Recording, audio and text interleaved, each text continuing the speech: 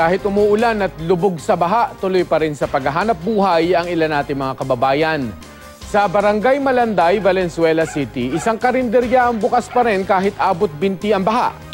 Sa video na ipinadala ni Hughes Cooper Nelson Miralpes, makikita na tumatawid sa kahoy ang mga residente para lang makakain sa karinderya.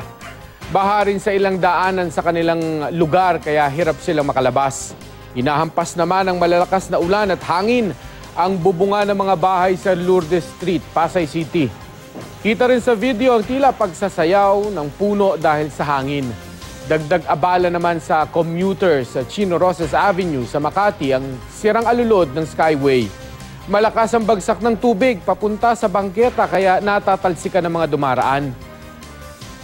Sinuong naman ni Hughes Cooper Rodel na Velgas ang abot tuhod na baha sa Barangay Gaya-Gaya, San Jose del Monte, Bulacan.